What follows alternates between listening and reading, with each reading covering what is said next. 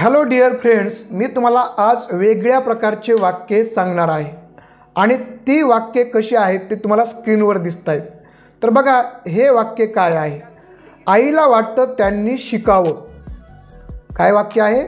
आईला वाटतं त्यांनी शिकावं. हे वाक्य जर तुम्ही इंग्लिशमध्ये बोलायला गेलात तर तुमची फार मोठी अडचण होणार आहे. काय अडचण होणार आहे ते आपण पुढं बघूया. अजून एक वाक्य बघूया म्हणजे तुमच्या लक्षात येईल. हे बघा, मला वाटतं तिने इंग्लंडला जावं. हे पण वाक्य जर तुम्ही इंग्लिशमध्ये बोलायला गेलात तर तुमची फार मोठी अडचण होणार आहे. काय अडचण होणार आहे तर बघूया आपण.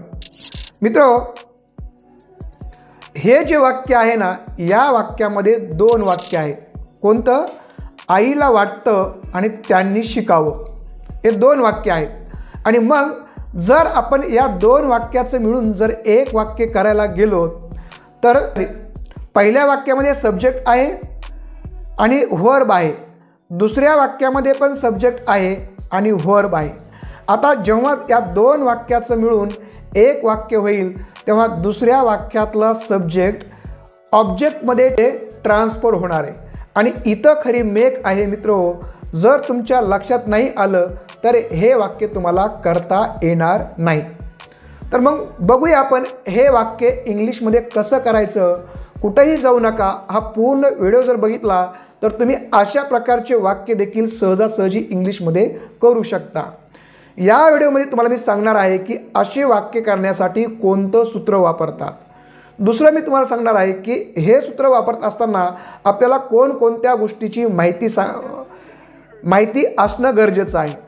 आणि तिसरं मी तुम्हाला अशी वाक्यांची प्रॅक्टिस घेणार आहे. आणि चौथं मी तुम्हाला होमवर्क देणार आहे. म्हणून हा पूर्ण जो व्हिडिओ आहे फार इंटरेस्टिंग असणार आहे. पूर्ण व्हिडिओ पहा, थोडा पण स्किप करू नका.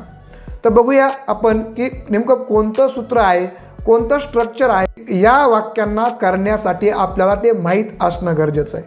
तर कोणतं स्ट्रक्चर आहे तर बघा, हे स्ट्रक्चर आहे. काय स्ट्रक्चर आहे हे?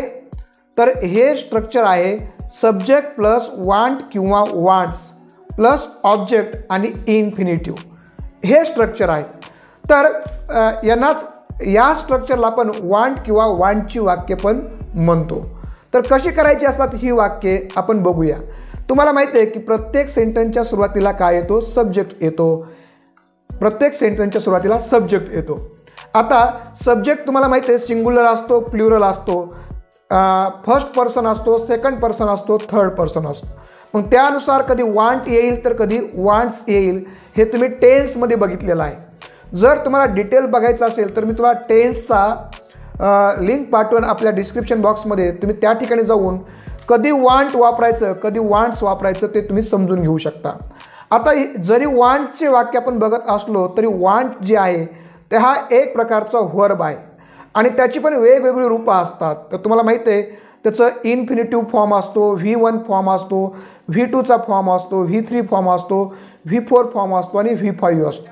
म्हणजे वांट हा V1 आहे आणि वांट्स हा V5 आहे. हे आपण सगळं व्हर्बमध्ये बघितलेलं आहे. मग आपलं क्रियापदाची रूपं कळाली. क्रियापदाची रूपं माहीत असणं गरजेचं आहे, हे पण लक्षात आलं. आता मेन आपली जी अडचण आहे ती या ठिकाणी आहे. काय अडचण आहे तर इथून पुढं दुसरं वाक्य सुरू होतं आहे. दोन सेपरेट वाक्यांचं मिळून एक कॉम्प्लेक्स वाक्य आपण या ठिकाणी तयार करतोय. आणि कॉम्प्लेक्स वाक्य तयार करताना आपली अडचण नेमकी आता या ठिकाणी आहे. कुठं? या ठिकाणी आपल्याला त्यांनी जो आहे ना, त्यांनी या वाक्यामध्ये सब्जेक्ट आहे. या वाक्यामध्ये इथं त्यांनीचा अर्थ आहे दे असा आहे. इथं त्यांनी म्हणजे दे, परंतु खाली आपण या ठिकाणी दे असं घेऊ शकत नाही. या वाक्यामध्ये घेताना जेव्हा दोघांना एकत्र करायचं त्यावेळेस आपण दे नाही वापरू शकत. तर बघूया का वापरू शकत नाही. तर ते बघण्याच्या अगोदर बघूया आपण लास्टला इन्फिनिटिव्ह. आणि त्यांनीच्या नंतर जे दुसरं व्हर्ब यायला लागलं आहे, दुसरं व्हर्ब, तर त्या व्हर्बचं आपल्याला इन्फिनिटिव्ह वापरावं लागतं. त्या व्हर्बचं आपल्याला दुसऱ्या वाक्यातलं जे व्हर्ब आहे त्या वाक्यातलं इन्फिनिटिव्ह वापरायचं. तर एवढ्या गोष्टी आपल्या लक्षात आल्या पाहिजे. तर बघूया, मग करूया वाक्य आपण. तर पहिल्या वाक्यातला सब्जेक्ट काय आहे? आईला मीन्स मदर. मदर. वांट किंवा वांट्सपैकी एक वापरावं लागेल. तुम्हाला माहिती आहे मदरच्या नंतर वांट्स येईल कारण मदर सिंग्युलर आहे, थर्ड पर्सन आहे, म्हणून मदर वांट्स. इथपर्यंत काही अवघड नाही, इथपर्यंत क्लिअर झालं. आता बघूया त्यांनीच काय बघितलं होतं आपण, दे. तर मदर वॉन्ट्स दे, मदर वॉन्ट्स दे. तर असं होईल का, नाही होणार. काय अडचण येते बघूया आपण. बघा सब्जेक्ट घेतला आपण मदर, वर्ब घेतलं वॉन्ट्स आणि नंतर आपण दे लिहिलंय त्यांनीसाठी. परंतु लक्षात ठेवा दे हा जो आहे एक प्रकारचं सर्वनाम आहे आणि हे सब्जेक्टिव्ह केस आहे. हे सर्वनाम फक्त सब्जेक्टच्या ठिकाणीच वापरावं लागतं आणि हे आता आपण लिहायचं आहे कुठे, व्हर्बच्या नंतर म्हणजे ऑब्जेक्टच्या ठिकाणी लिहायचं आहे. तर ऑब्जेक्टच्या ठिकाणी तुम्ही दे वापरू शकत नाही, कारण दे ही सब्जेक्ट केस आहे, ते सब्जेक्ट प्रोनाउन आहे, ते वाक्याच्या सुरुवातीला वापरावं लागतं. मग वाक्याच्या क्रियापदाच्या नंतर तुम्ही ते वापरू शकत नाही, ही अडचण आहे. मग अशा वेळेस काय करावं लागेल आपल्याला, तर देचा आपल्याला ऑब्जेक्टिव्ह केस वापरावं लागेल. देची ऑब्जेक्टिव्ह केस काय आहे, देम आहे. तुम्हाला माहीत आहेत की सगळ्याच्या ऑब्जेक्टिव्ह केस कशा असतात, तुम्हाला मी दाखवतो या ठिकाणी. बघा ह्या सगळ्या ऑब्जेक्टिव्ह केस. आयची ऑब्जेक्टिव्ह केस काय आहे, मी आहे. वीची काय आहे, अस आहे. यूची काय आहे, यू आहे. या यूची काय आहे, यू आहे. हीची काय आहे, हिम आहे. हरची काय आहे, हर आहे. इटची काय आहे, इट आहे. आणि देची देम आहे. या ऑब्जेक्टिव्ह केस माहीत असल्याशिवाय आपल्याला हे वाक्य करता येणार नाही. लक्षात आलं. आता बघूया आपण की मग आपल्याला इथं या ऑब्जेक्टच्या ठिकाणी त्याची ऑब्जेक्टिव्ह केस वापरायची, तर ते वाक्य बरोबर येईल. मग मदर परत लिहूया, मदर वॉन्ट्स. आता दे, त्यांनी म्हणजे दे, देची ऑब्जेक्टिव्ह केस काय आहे, तिथं देम आहे लास्टला. तर मग काय होईल, मग मदर वॉन्ट्स देम वापरावं लागेल. आहे का नाही इंटरेस्टिंग वाक्य आणि वेगळ्या प्रकारचं वाक्य. म्हणून म्हटलं की तुम्हाला हा पूर्ण व्हिडिओ बघितल्याशिवाय हे वाक्य करता येणार नाही.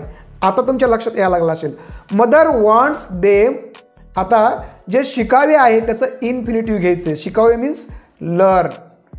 Mother wants learn. लर्नचं इन्फिनिटिव्ह काय, टू लर्न. मग mother wants them to learn, त्याचं इन्फिनिटिव्ह घेतलं लर्न्स. तर बघा अशा पद्धतीने आपण पहिलं वाक्य केलेलं आहे, mother wants them to learn. आता हे वाक्य कशासाठी वापरतात, लक्षपूर्वक ऐका. ज्यावेळेस कर्त्याची जी विश आहे, त्याची इच्छा आहे, ती इच्छा व्यक्त करण्यासाठी अशा प्रकारची वाक्य केली जातात. म्हणजे मदरची इच्छा आहे म्हणून वॉन्ट घेतलं आणि इच्छा व्यक्त करण्यासाठी ती इच्छा कोणी पूर्ण करावी, या ऑब्जेक्टने करावी, दुसऱ्यावर लादली. आईची इच्छा दुसऱ्यावर लादली, ज्याच्यावर लादली आहे त्याचा ऑब्जेक्टिव्ह केस घ्यायचा आहे. त्याचं प्रोनाऊन काय करायचं, ऑब्जेक्टमधलं प्रोनाऊन घ्यायचं आहे.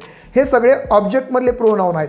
तुम्ही जर ह्याचं सब्जेक्टमधलं प्रोनाऊन करायला गेलात, मीचं तर काय आहे, आय आहे. असचं काय आहे, उई आहे. बाकीचे तुम्हाला सगळे माहिती आहे, त्याच्यामध्ये मी जात नाही. यूचं पण इवच आहे ना, याचं पण इवच आहे.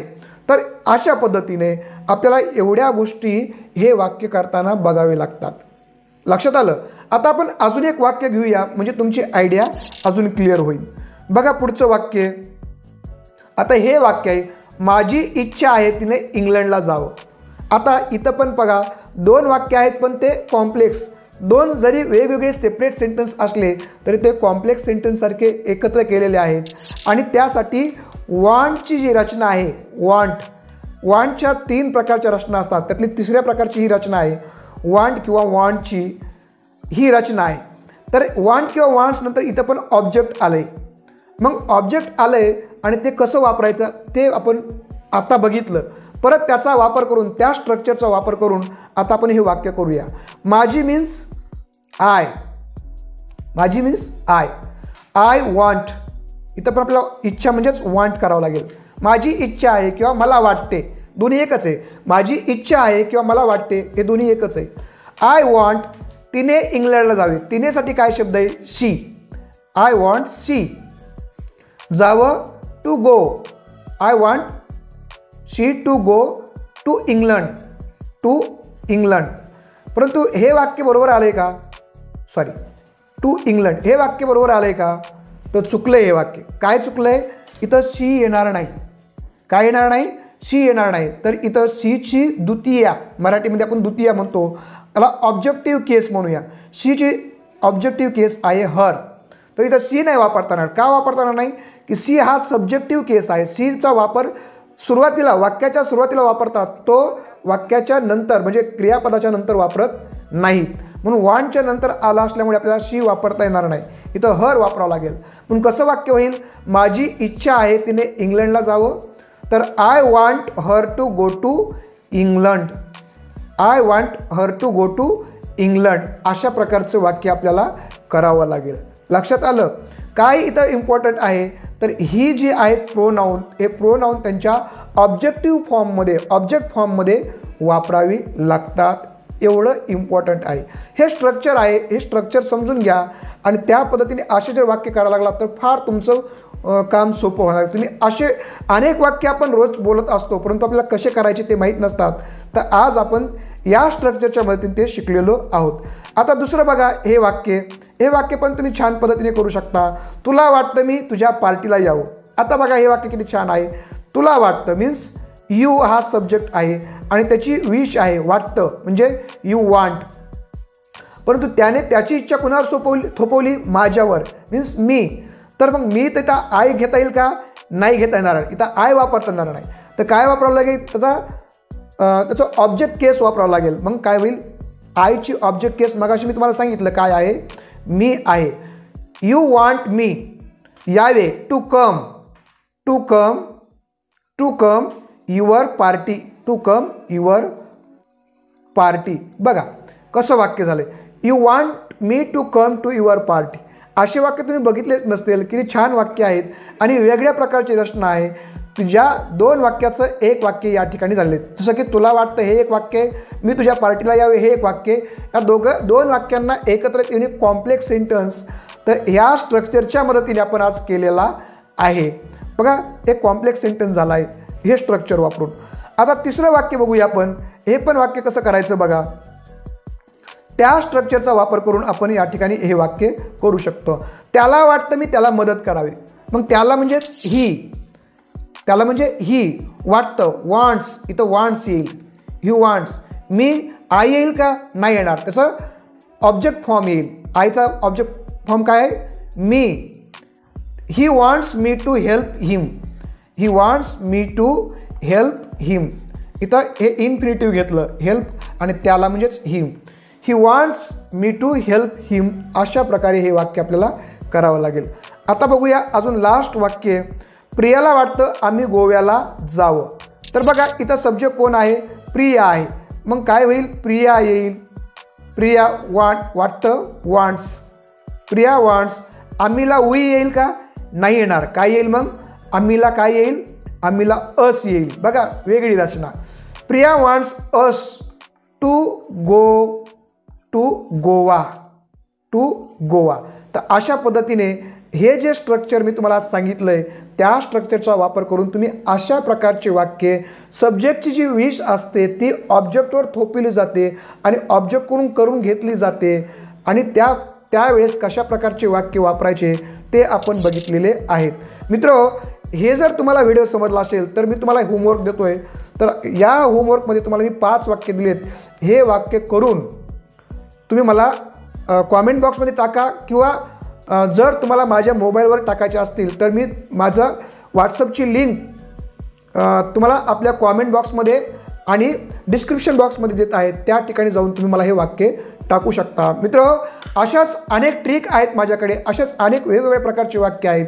जर तुम्हाला आपला इंग्लिश स्पीकिंगचा कोर्स लावायचा असेल तर तुम्ही या ठिकाणी कॉमेंट बॉक्समध्ये जाऊन त्या लिंकमध्ये जाऊन जॉईन होऊ शकता किंवा डिस्क्रिप्शन बॉक्समध्ये पण जॉईन होऊ शकता. असे अनेक महत्त्वाची वाक्य तुम्हाला त्या ठिकाणी शिकायला मिळतील.